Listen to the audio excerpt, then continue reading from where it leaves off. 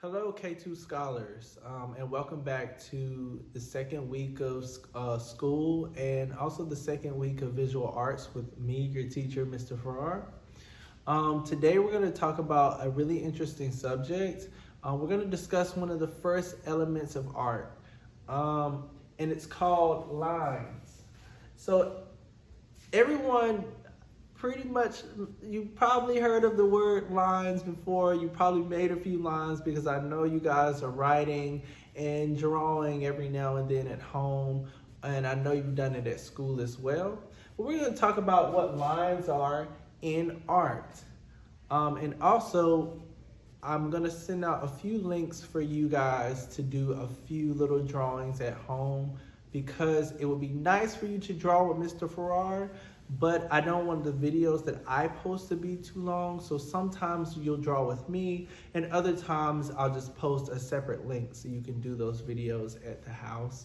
And then you can send me emails or you can actually send those images to your teachers and they can post them to me virtually.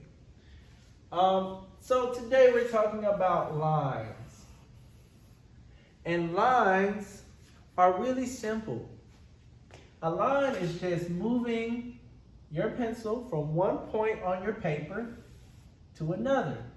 And I've made a line by doing that.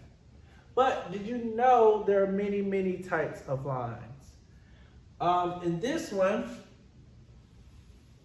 is a straight line.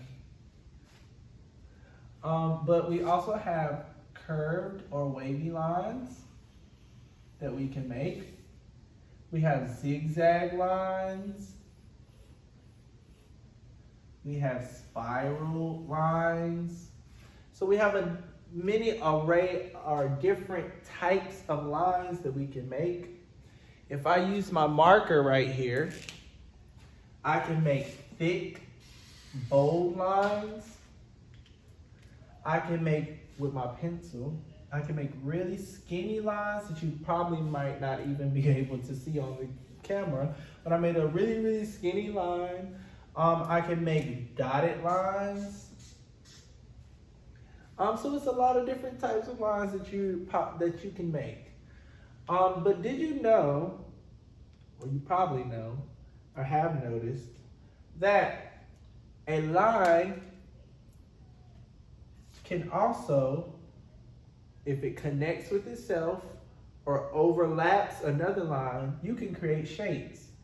So if I made a straight line here, and I also made a straight line there, and then I took another straight line and I made it there. What shape did I create? A triangle, right? If I started a line, and I kept going, and I kept going, and I kept going, and I kept going, and I connected back with myself, I made another shape. So, whenever a line intersects other lines, which means to cross over, or connects, that means connects back with itself, it creates a shape. So lines create shapes, which is the next element of art that we'll be discussing later. But I just want you to focus on lines for today. But this is the importance of lines, is that they create shapes. At home, I would like for you to create a wide array of lines on a sheet of paper. So I would like for you to get a sheet of paper, much like this box over here. So pretend the box is your paper. And I want you to make different lines. And I want you to create a cool pattern on your paper. So I don't want you to do exactly what I'm doing, but I want you to do something similar to what I'm doing because it's helping us learn how to make lines, right? And also, by you doing little things like this, making little lines on your paper, It helps you to learn what's called your small motor skills. That means the muscles that are in your hands. It helps you to get better control of those, so that when we do really start doing a lot of projects that I'll be sending to you in links, and then you'll be watching me here, you will have better control over your hand movements. So doing little things like this can actually help that. So I might come here and draw some more of these lines going that way. I might come here and draw them going across. I might come here and make some more wavy ones in there.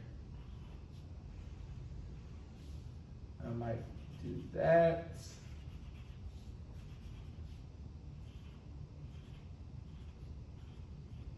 Okay, so that's the whole idea. And this is what I want you to do on your paper at home. You can make a lot of little boxes like this, or you can design your whole paper that you have at home, right? So that's our lesson on lines for today. I'll also be including links on your Seesaw accounts for you to click on, and you can do more art with those links as well. So I look forward to seeing you guys next week. And I want you to really do these assignments for this week and tell me what you think. If you can, shoot me an email or have one of your parents maybe post it Dojo, because I do receive that as well. All right, thanks.